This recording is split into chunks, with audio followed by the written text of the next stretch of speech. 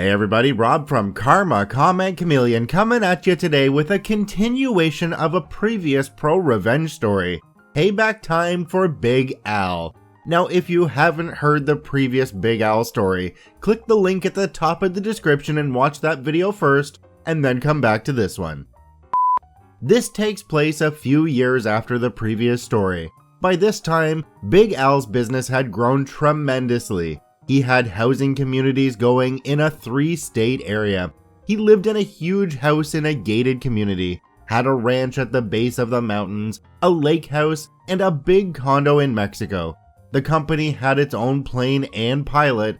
Big Al was living large. His wife, a former Miss America contestant, didn't make it out of the first round, was also enjoying the trappings of their success. She's at the high end of high maintenance. I called her a semi-trophy wife. She's hot, but she's not an airhead. I received a phone call from a long-time friend named Chris. She had been working for Big Al in their marketing department. They were in the process of revamping all of their plans and promotional materials. Their previous CAD guy had convinced Big Al to use some non-standard software for all of their plans. This was starting to create problems in dealing with suppliers and subcontractors, as they all wanted drawings in AutoCAD format.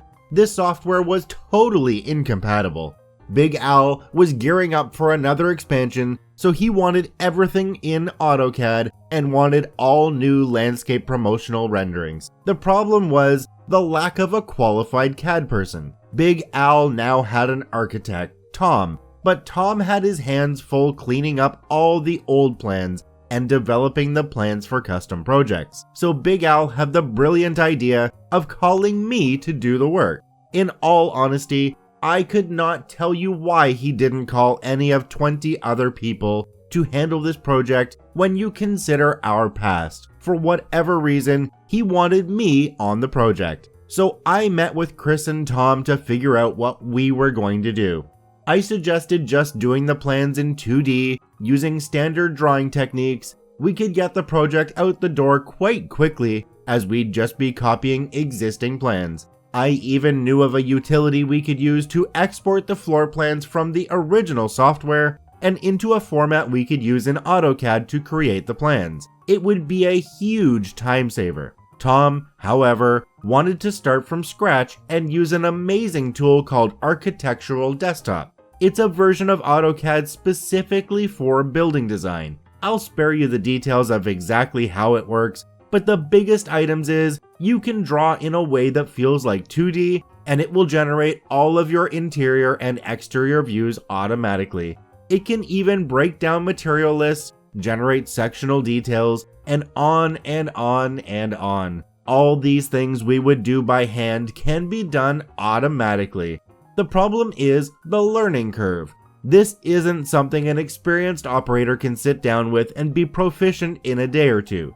There's a lot to this program, and Tom had a plan. Tom's plan was to send him and I to school for a week. There were training companies in every major city at the time, so Tom and Chris convinced Big Al to send us to school for a week. The company would cover everything: hotel, food, fees, etc.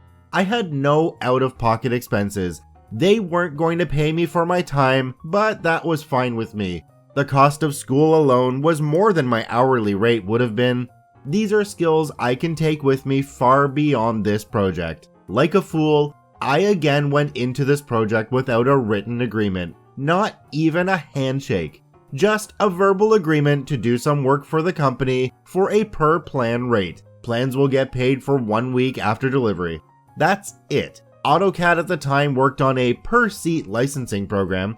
The software can be installed on one and only one computer at a time. They had an activation scheme that was pretty much impossible to get around. So part of the agreement with Big Al was the company would need to provide a piece of software for me to use during this project. No big deal for a company with deep pockets, as they'll likely have a need for the seat in the future once I'm done with the project. A week before the schooling, I received a big box from the school.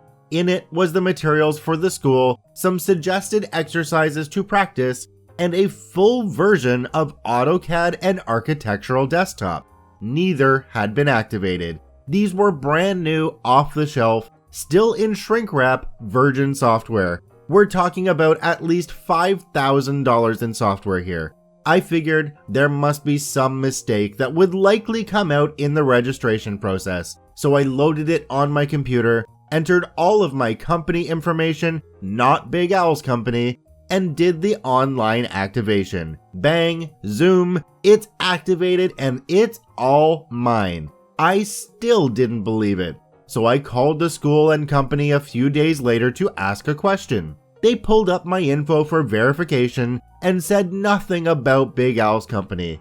As far as they and Autodesk were concerned, I was the owner of this particular license. Yes, it crossed my mind to keep this software, but this was an honest mistake by Big Al's minion, so I would bring up the issue at the end of the project. There were ways to transfer ownership of the registered software, just some paperwork and a few hoops to jump through. Tom and I headed to school for a week. At the end of the week, we knew our stuff. I knew it much better than Tom, but he knew enough to get the job done. We were ready to hit the ground running on Monday. I estimated each plan would take about 3 days, but I was expecting the first 2 to take a week each as I set up various aspects of the program to work with our needs. I also needed time to get comfortable with the program. For the most part, my estimates were spot on. Tom had no issue with this time frame. Chris wanted it all right now, but understood it was going to take time. Tom's task would be to redline my drawings, make corrections, and work on some custom projects the company had going on. 2.5 weeks later, I had 3 plans done. Tom would mark them up and send revisions back to me. It was usually just little stuff like one would expect from a first draft. Revisions were minimal and usually only took an hour or so. Chris was happy with the results. She had 3 more plans ready for me to convert. I picked them up at the office and started working at the old electronic drawing board. 10 days later, they were ready to go back and get another set. Side note, when Tom and I were in the big city for a week, we shared the evening meal. We discussed the day's lesson, life outside of work, and so on. The last night we were in town, he said there were some friends of his nearby and would be having dinner with them. That didn't strike me as odd, except that he never said anything about it until the afternoon break. The next morning, I asked how it went, and he said it was good, but was a bit evasive. I thought maybe my coffee hadn't hit my system yet. Back to the story, when I arrived at the office, I went back to Tom's office to drop the plans. Tom was not there. A new person was sitting at his desk, named Amanda. Apparently, Tom's dinner meeting was actually a job interview. He managed to get the job. One reason he pushed for the classes on the new software was related to this new job. He had learned the position was coming open, but the firm wanted someone with knowledge in architectural desktop. So he was able to get his education on the software paid by someone else. I also learned there were some serious office politics going on with Tom regularly getting shafted by those higher up. Amanda said she was experienced, so I didn't foresee any issues in the transition.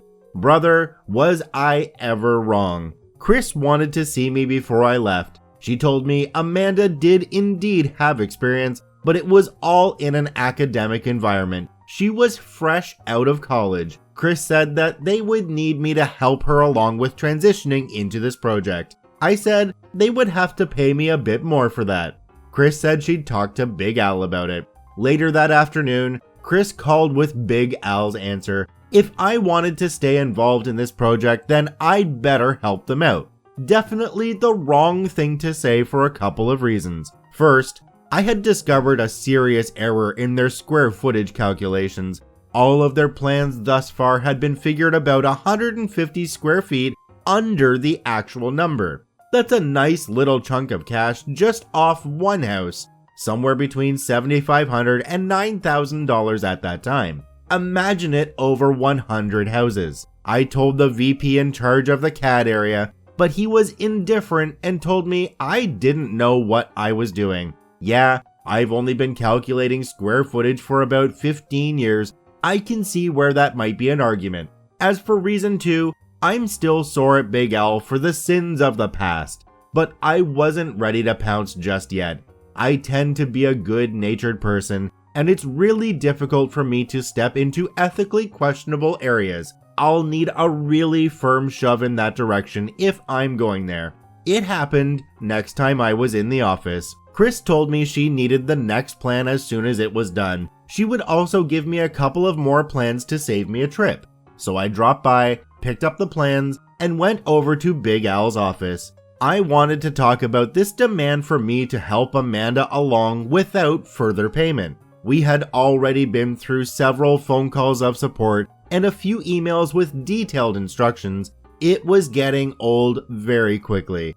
I also wanted to let him know about the flaw in square footage calculation I had discovered. Big Al's secretary said he was on the phone, but could see me after he was done. Suddenly, we heard Big Al's voice booming from his office. "Yeah, if you think you have a case against me, then you go ahead and sue. But guess what? I'll bury you in so much legal red tape that you'll run out of money before I do, and you'll never see a dime. So go ahead and sue me." I told the secretary to forget it and don't tell Big Al I was there.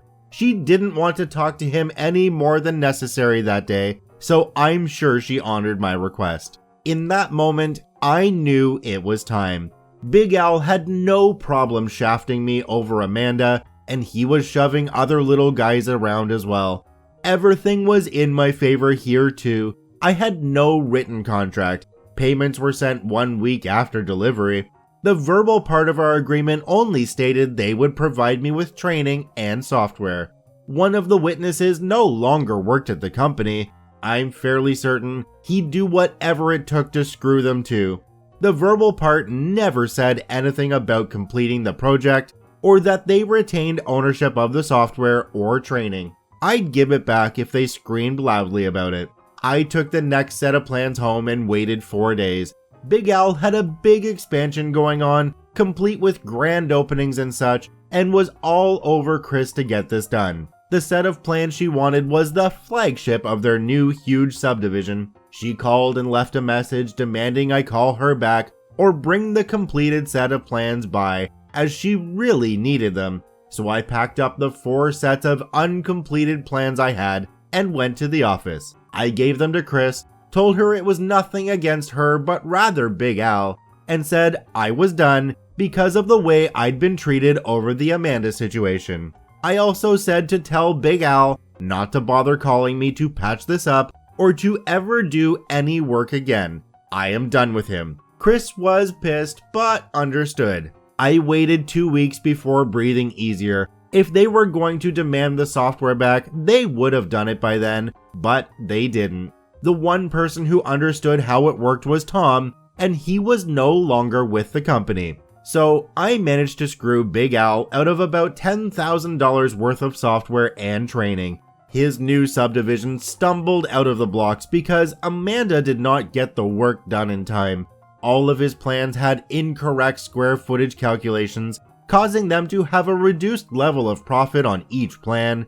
Amanda may have caught this, but I seriously doubt it. And I managed to drive a wedge between Big Al and Chris. Chris quit about a year later. She just couldn't take Big Al's ego any longer. Chris and I are still friends. No cliffhanger this time. I do have a story about Big Al taking revenge on a construction crew for using the toilets in newly constructed houses, but the mods had a problem with it and took it down. Still haven't figured out where to post it. Well, it looks like OP posted the toilet story in the comments, so of course, we're gonna have to read that too. It says, as requested, the Big Al toilet story. Big Al calls me one day, says he has 6 of the newest plans nearing completion and needs to make some changes to the base plan. This is pretty common. During construction, you'll discover a wall doesn't quite line up with something, or needs to be shifted a bit for a load bearing, or they decide to flip a bathroom layout. Just little things, but it happens. He asks me to come over to the subdivision and we'll walk through each one to do the markups. I quickly agreed, as it is rare for me to see my drawing brought into reality. I arrived bright and early so we could get the task out of the way before the usual business of the day sets in. These particular models were scattered throughout a 6-block area, plus there were a few other plans in progress. Like any construction site, there were a few porta potties scattered around for the workers. There was also a large job site toolbox. This is essentially a very heavy, thick-walled steel toolbox. The workers can store their tools in there overnight, so they don't have to lug them back and forth every day. Big Al, the crew foreman, and a few others had keys to this box. Big Al was in his office when I arrived. We walked to the first plan and went through the changes, then the next one, and so on. These houses were getting close to done, but the water was not turned on. The wall textures had been sprayed. They only needed paint, flooring, and a few other odds and ends. For some reason, Big Al kept looking in the toilets of all the bathrooms. Even if we didn't need to look in the master bedroom, he would go into the bathroom and check the toilet. I wasn't sure why he was doing that until we arrived at a house with a turd in the toilet. I figured Big Al would lose it, as all the workers know to use the porta potties. All he did was get a big grin on his face. We are walking back to the office, and the foreman, Julio, sees Big Al and waves him over. The big grin comes back to Big Al's face, and he says, "Watch this, it's going to be good." This was likely to be epic or be an epic train wreck. You never knew where things were going with Big Al. Regardless, I knew it would be memorable. And I was right. Julio is fuming. I mean red-faced fury. So mad he's stammering when talking. "You aren't going to believe what happened last night. Someone got into the job box and took a massive crap over all the tools." "I know. I'm the one that did it," said Big Al in a calm and matter-of-fact voice. The look on Julio's face was priceless. There was nothing Big Al could have said that would have shocked Julio beyond his current state. It was almost like his brain was stuck in a loop, trying to comprehend what he just heard. What? Why the heck would you do that? Who is going to clean it up? The calm and matter-of-fact voice disappeared. Big Al was pissed because yesterday I found several toilets in the houses had been used by your crew. I've told them repeatedly to use the porta potties. So have you. Gather the crew at the job box, have them clean it out completely, then go into each house and clean each toilet, whether or not it's been used. I'll be going around later to inspect them, and if they aren't clean to my satisfaction, I'll start firing people. Julio took off to carry out his orders. Once he was out of earshot, Big Al said, "I saved that crap up and ate Taco Bell the day before. Thought I was going to explode before the end of shift yesterday. Ha ha ha, that was worth it." A few weeks later, I asked Big Al about it. He said there had been no further toilet incidents. Well, I'm glad OP put that story about Big Al and the toilets in the comments. That's pretty awesome. Although, I think Big Al might have taken that a little too far. But what do you guys think? Let's see your comments down below. One thing that's really eating at me though is that OP still did this without a contract. It was just on a verbal contract. OP, you'd think you would have learned the first time. I hope next time you do any work, you get a contract for it, regardless of who you're working for.